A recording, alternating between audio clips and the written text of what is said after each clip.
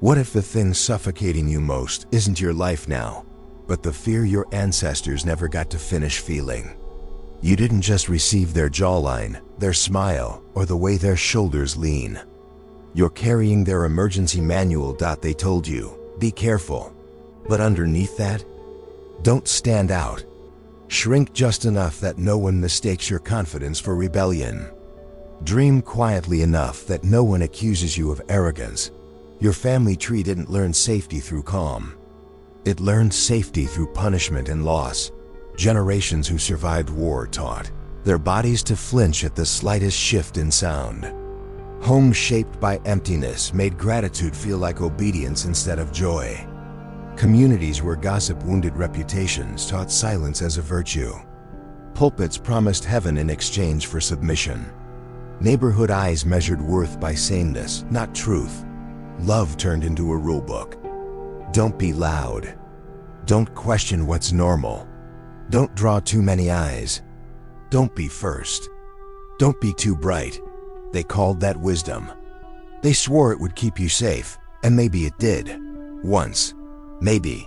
Living small really was protection when the world outside their door was brutal, unforgiving, and ready to punish anyone who stepped out of line. But somewhere along the path, the shield stopped being temporary gear and turned into inheritance. The armor became a family heirloom. The heirloom got mistaken for a personality. Now it lives in you like instinct. That constriction in your chest right before you ask for a raise. That wave of guilt when you imagine a life that's softer, bigger, more yours. You think it's practicality. You call it being realistic, but it's older than you. It's a script written by nervous systems that equated survival with being unseen. You learned to measure love by how faithfully you bowed to fear. You proved loyalty by clipping your own wings. You maintained peace by erasing yourself just enough to keep everyone comfortable. Fear dressed itself up as wisdom. Anxiety wore the costume of responsibility. Control pretended to be care, and because you adored them, you put it on. You let their shaking hands fasten that invisible armor across your chest, promising, this will protect you. You didn't notice how it grew heavier each year, how it pressed against your throat when you tried to speak honestly, how it stiffened your spine whenever life invited you to expand.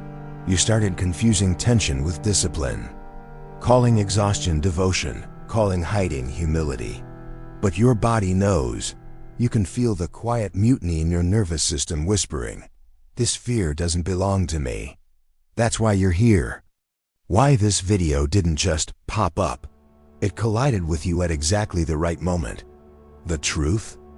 You didn't inherit their calm or their groundedness. You inherited their unfinished survival. And now life is asking you to complete what they never got the chance to finish. Quick gut check. Did you grow up calling tension being disciplined and avoidance being humble? If yes, pause and type in the comments, I've been wearing their armor, so others know they're not alone. Maybe you'll recognize yourself in this. You rehearse simple texts 3 times, terrified the tone is wrong. You scroll back through conversations, rereading your own messages, scanning for a tiny offense that isn't there. Compliments feel like sirens. Not kindness, like sudden spotlights you never asked for. Each one painting a target on you. You ask 5 people for their opinion before doing what your heart already chose. You double check, double work, double prove so no one can ever accuse you of laziness, selfishness, or being too much. You apologize for taking up time, for taking up space, for taking up oxygen. Your nervous system speaks fluid apology. It's mastered the language of preemptive defense. Flinch before the blow. Fix before the fault. Smile before the silence gets uncomfortable. You didn't pick paralysis for fun. You were praised into it. You're so mature for your age. You're the calm one.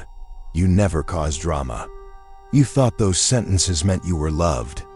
They actually meant you were compliant. So you learned invisibility as a safety plan. You learned to track emotional weather like a storm chaser scanning faces for micro threats. Before they could erupt, it became your superpower and your prison. Because once you become sensitive to danger everywhere, stillness stops feeling peaceful. Silence starts to feel ominous. When the room goes quiet, your body doesn't exhale. It braces. That's the tragedy of inherited fear. It doesn't live as stories in your mind. It lives as reflexes in your muscles. You don't know the details of what your grandparents endured, but your shoulders do. Every flinch, every apology, every forced laugh is an echo of sentences they never got to say out loud. No one may have told you this, but healing doesn't begin with instant forgiveness.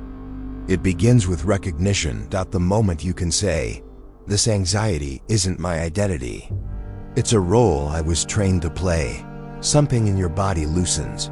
You start noticing the gap between thought and inheritance, between intuition and alarm, between true protection and self-erasure. The mind wants a neat explanation. The body quietly already knows every hesitation, every overcorrection, every time you edit your sentence mid-word. That's your lineage whispering through your nerves. Stay small and you'll stay alive.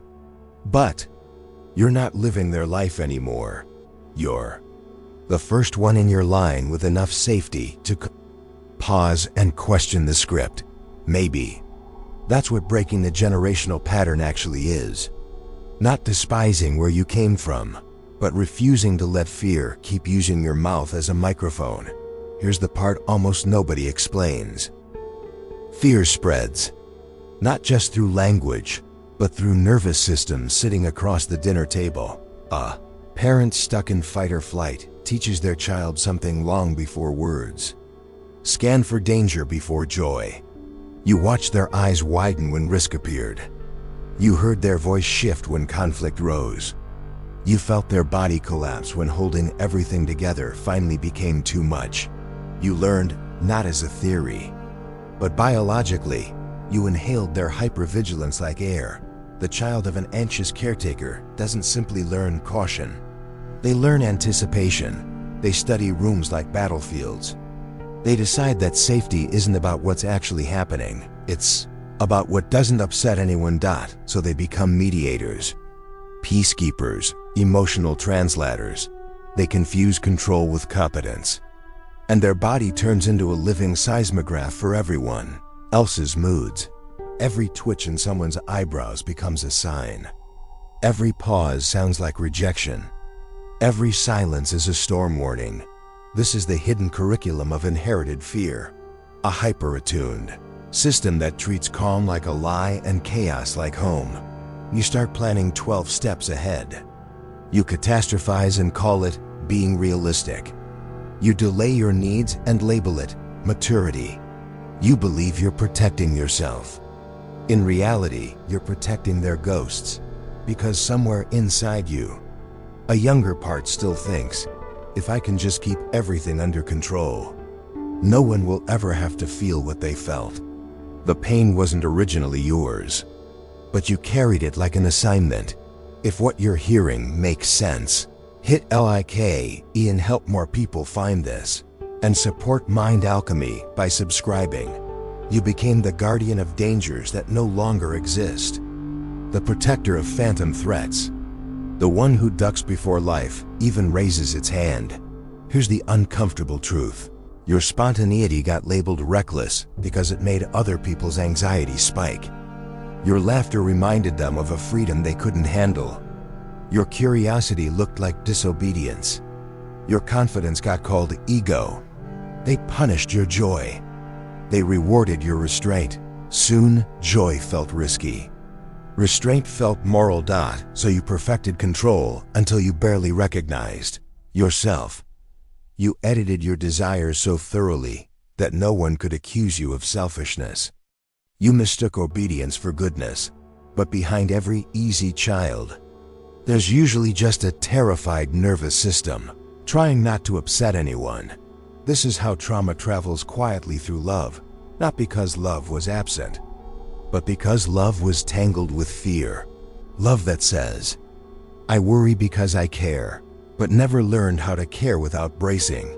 You can care deeply for someone and still absorb their terror. You can inherit their unfinished story and confuse it with your intuition. Fear doesn't just pass through behavior. It seeps through tone, through breath, through body language, through silence. When you grow up watching someone brace before life, you learn to brace too. But here's the twist. You were never truly afraid of the world. You were afraid of their reaction if you stopped being afraid of the world. That's where inherited fear begins to die. Not when you suddenly become fearless, but when you finally realize the fear you serve was never truly yours. If your shoulders softened even a little while hearing this, type "not mine anymore" in the comments so your body remembers this moment. Now let's talk about why this pattern is so sticky. Society loves inherited fear. It keeps everything predictable. You learn that predictability equals belonging. Low emotion equals professionalism. Silence equals respect. Our systems don't heal anxious people. They promote them.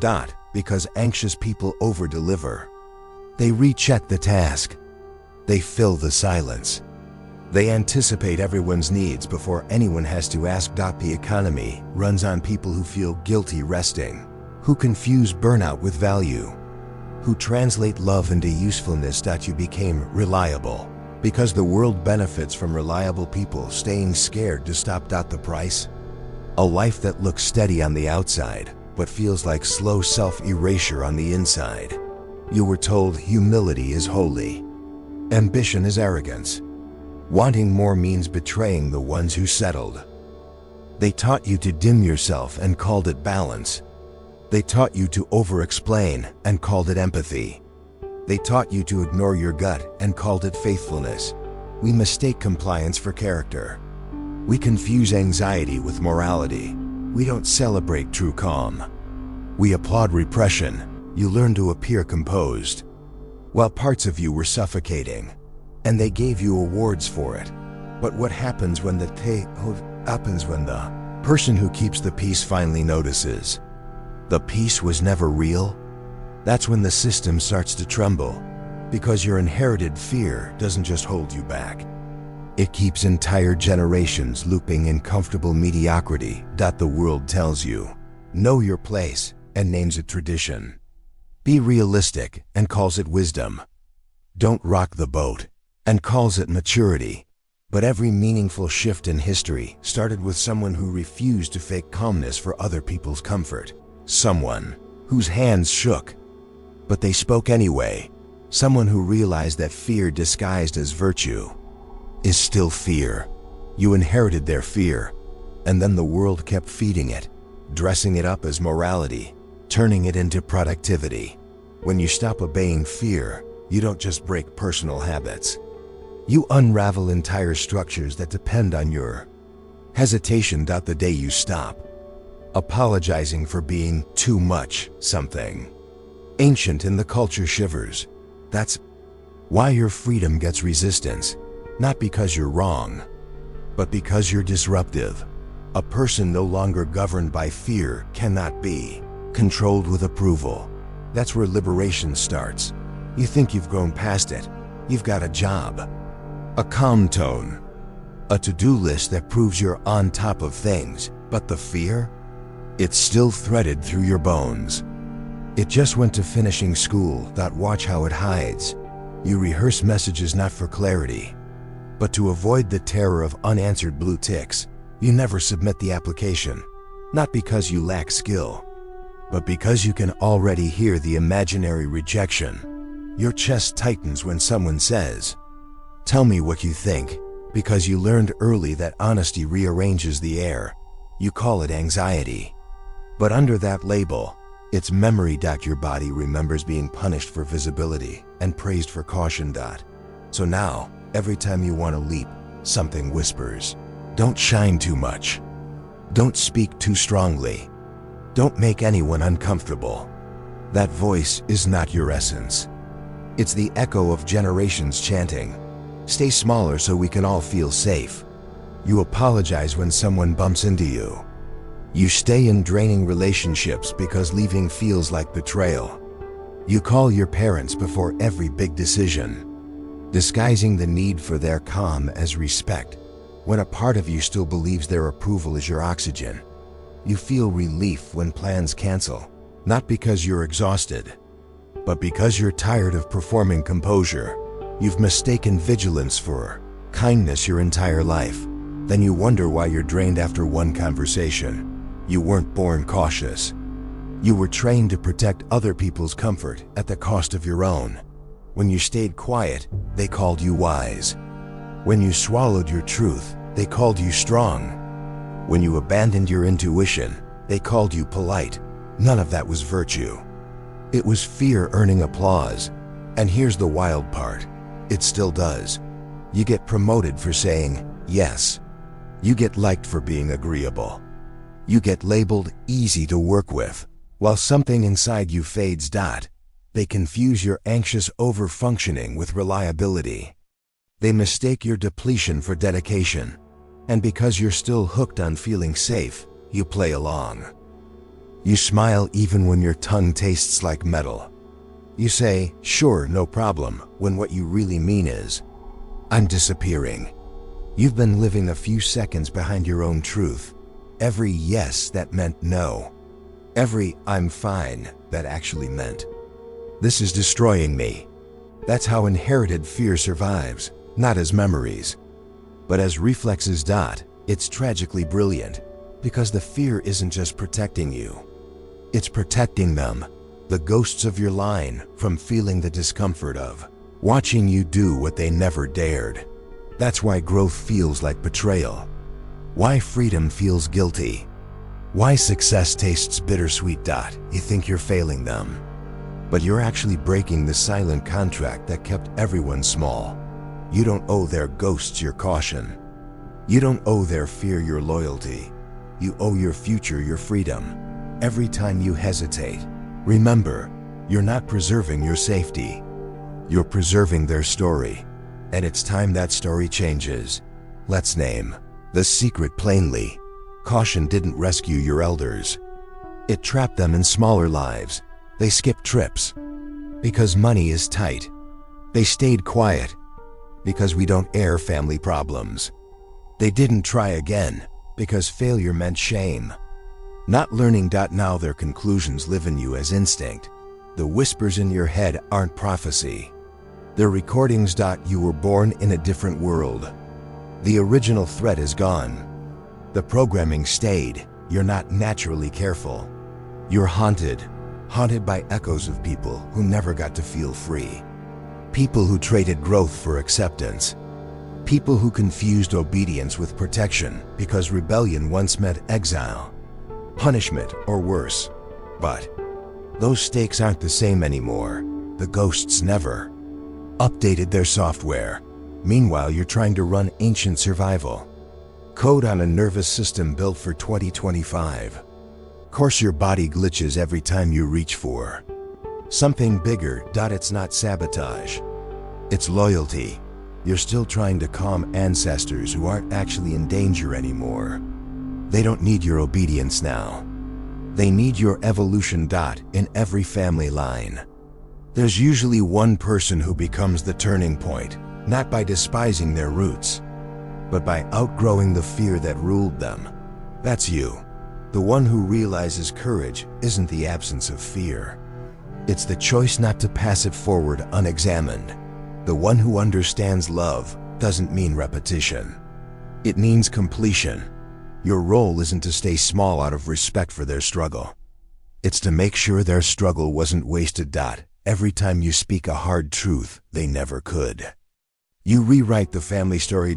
Every risk you take that they never attempted opens a window in a house that's been shut for decades. Every moment you rest without guilt heals the part of them that believed exhaustion was holy. Every time you refuse to apologize for being different, you end a long sentence of self-betrayal. You're not abandoning them by evolving. You're redeeming them by refusing to repeat what shattered them. The moment you stop calling fear Responsibility, you stop being there. Echo, and start being their proof. This is the reversal. Bravery they couldn't embody turns into the safety you create, the silence they endured turns into the voice you use, the dreams they buried turn into the ground you stand on. We're never meant to inherit their fear. You were meant to transform it, not to take what was once a survival tool and turn it into creativity, connection, and choice. The same sensitivity that once made you anxious now makes you profoundly aware. The same vigilance that kept you tense now makes you deeply perceptive. Nothing was wasted. Not the fear, not the restraint, not the hesitation. Every shadow in your story is raw material for your light. You are the upgraded version of everyone who came before. So when that old inner voice whispers, "Be careful," answer softly, "I am. I'm careful with my power now, not my fear." When your body tightens right before a leap, say gently, "We're not in that old danger anymore." Because you're not. The real threat now isn't the world outside. It's the outdated map inside. You dissolve the spell by moving in the exact direction that fear forbids. Send the message. Tell the truth. Apply anyway. Let the ones who came before you watch in whatever way they can, while you do what they couldn't, and rest. This is sacred rebellion, turning inherited caution into conscious courage. The bloodline didn't end with you. It evolved through you.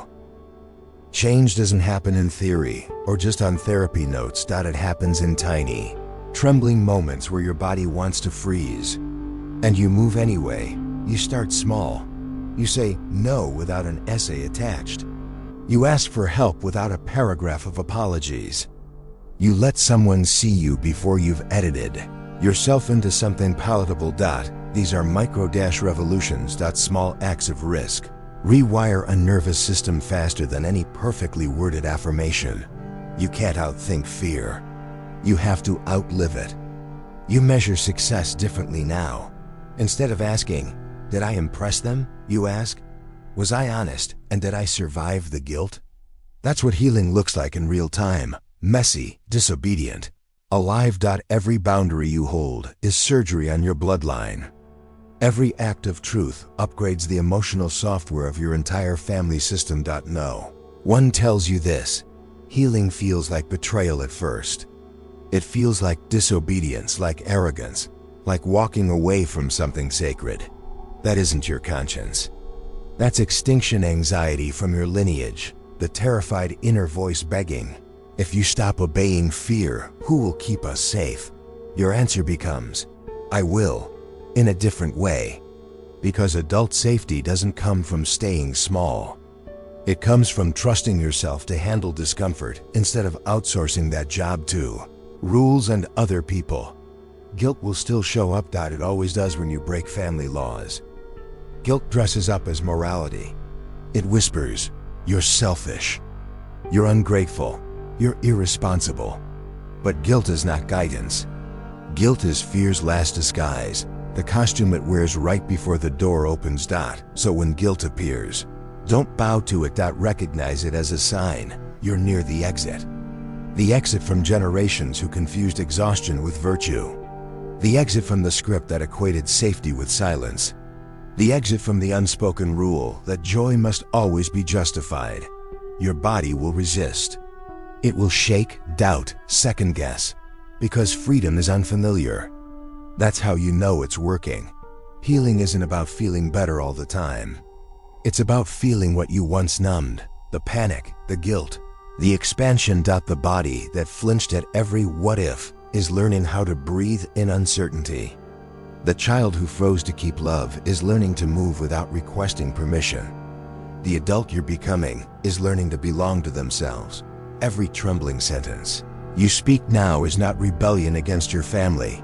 It's repair for your own nervous system. You're teaching your body that fear can be present without being in charge. You're learning that safety doesn't require shrinking. You're treating your nervous system like a student, not an enemy. See? You whisper after each brave act. "We didn't die. We just changed. That's courage, not life without fear, but life where fear no longer sits on the throne. The once careful one become the architect of a new lineage, the one who loves without constant calculation, speaks without rehearsing 100 versions first, moves without waiting for the room to approve. This is what real healing looks like. Doing what they couldn't and surviving the guilt that follows.